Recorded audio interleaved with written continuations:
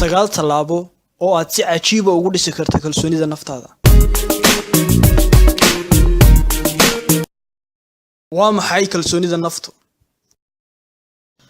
Kalsoonida naftu waa rumaysnaanta aad aaminsan tahay inaad wax u qaban karto si sax ah ama aad xaalad ula tacaali karto si sax ah. Haddaba, xaggee ka timaadaa kalsoonida naftu? Haddii aad bilaa kalsooni tahay, xaqiiq ahaan waxaad lumin doontaa ama dayici doontaa fursado badan oo aad heli karto. Sababtoo ah waxaad ka baqan doontaa inaad ku dhacdo waxaanad hubin inaad samayn karto iyo in kale. Kalsoonida nafta weligeed lama dhaxlo, waa wax la barto. Marnaba hayso dhan inaad kalsooni darrada aad ka dhaxashay waalidka. Kalsoonidu ma aha dabeecad guud.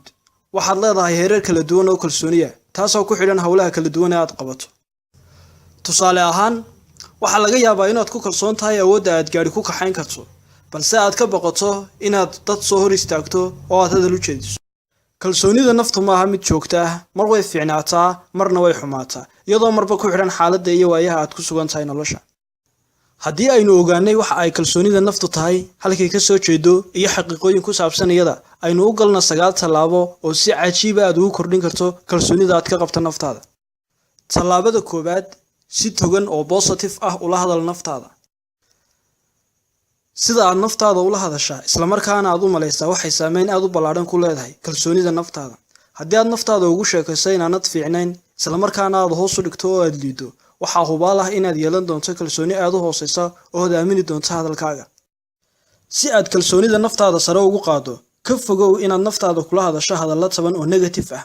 Badanaa dhoolla-cadee, qosol, kuna hareere naftaada dad faraxsan isla markaana positive ah.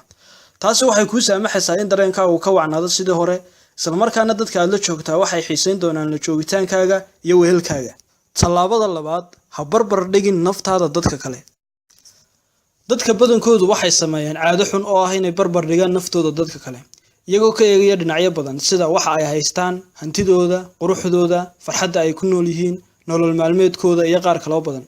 Dhibaatada ay arrintani leedahay ayaa ah in mid kasta oo ka mid ah saaxiibada ama qoyskaaga ama dadka aad taqaanaa ay leeyihiin wax u gaar ah oo aanad lahayn. Haddii aad joogtaysay inaad barbar dhigto naftaada qof kasta oo aad la kulanto, waxaad qiimo tirmi doonta naftaada, taasoo sababi karta in kalsoonida naftaadu dhulka gasho. Haddaba, si aad u joojiso isbarbardhiggan xun, samee arrimahan soo socda. 1. Ku qanac waxa uu Alle subxaanahu wa tacaala ku siiyey, ogowna in haddii qof haysto waxaanad haysan, ayna taasi ka dhignayn in qofkaasi ka fiican yahay. 2. Fahan in haddii qof ka taajirsan yahay, ka caansan yahay, ama uu xataa ka caqli badan yahay, inaadna aad leedahay wax badan oo aanu isagu lahayn. 3. Si fiican u baro naftaada, aqbalna sida aad tahay. Tallaabada 3, qurxi muuqaalkaaga, si fiicanna u labiso.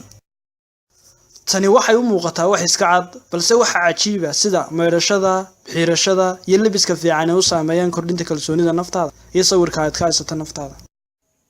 Tallaabada 4, samee xarakaad iyo ficil. Take action. Ficil la'aantu waxay tarmisaa shakiga iyo cabsida, ficilkuna wuxuu tarmiyaa kalsoonida iyo dhiiranaanta. Waxaad ka soo qaadaa inaanad ku kalsoonayn awooddaadu leedahay ciyaaridda nooc ka mid ah isboortiga. Sida ugu fiican ee aad ku baran kartaa waa inaad maalin walba samayso tababar oo aad ku celceliso ilaa aad ka baranayso sida saxda ah loo ciyaaro. Dhammaan xirfadaha kalena waa sidan oo kale. Haddii aad guriga fadhido oo aad ka fikirto wax ka sii daran mooyee waxba hagaagi maayaan, inaad xarakaad iyo ficil samaysaa waxay sare u qaadaa kalsoonida aad ka qabto naftaada. Tallaabada 5, diyaargarow samee. Furaha ugu muhiimsan ee lagu gaaro guusha waa kalsoonida nafta. Furaha ugu muhiimsan ee lagu helo kalsoonida naftuna waa diyaargarowga. Aad bay u adag tahay inaad ku kalsoonaato naftaada haddii aad aaminsan tahay inaanad shay si fiican u qaban karin. Karbaash oo ka adkow dareenka adigoo diyaarinaya naftaada inta ugu badan ee suurtagal ah. Ka fikir imika imtixaan lagaa qaadayo. Haddii aanad wax akhris badan sii samayn, kalsooni badan ka haysan maysid, awooddaada aad imtixaanka uga shaqayn karto si fiican. Balse haddii aad akhrido oo aad u diyaargarowdo, waxaad yeelanaysaa kalsooni aad u badan. Haddaba, imika uga fikir noloshaada inay tahay imtixaan aad galayso oo kale, diyaarina naftaada. Tallaabada 6, si qunyar ama tartiiba u hadal. Waa wax aad u fudud, lagana yaabo inaad la yaabto, balse waxay saameyn aad u weyn ku leedahay sida dadku ku arkaan. Dadka awoodda leh isla markaana wax xukumaa si tartiiba ay u hadlaan. Tani waxay ku tusaysaa kalsooni. Qofka aaminsan in aanu qalmin in la dhageysto hore ayuu hadalka u dedejiyaa, sababtoo ah iskuma kalsoona. Isku day inaad samayso sidaa dhowr jeer, waxaad dareemi doontaa kalsooni aad u badan. Dabcan ha ku sii talax tagin, laakiin ka fogow inaad si degdeg u hadasho. Tallaabada 7, hor istaag muraayadda oo isku eeg adoo dhoola cadeynaya. Maalin kasta muddo kooban isku eeg muraayadda adoo dhoola cadeynaya oo faraxsan. Haddii aad samayso ficilkan, jirkaagu wuxuu soo deynayaa dheecaamo ama chemicals kuwaas oo sabab u noqonaya inaad ku faraxsanaato naftaada, kalsooni badan aad yeelato. Sidoo kale waxay kaa caawinaysaa inaad ku faraxsanaato muuqaalkaaga, aanad aqbasho kuna raali noqoto sida aad u eg tahay.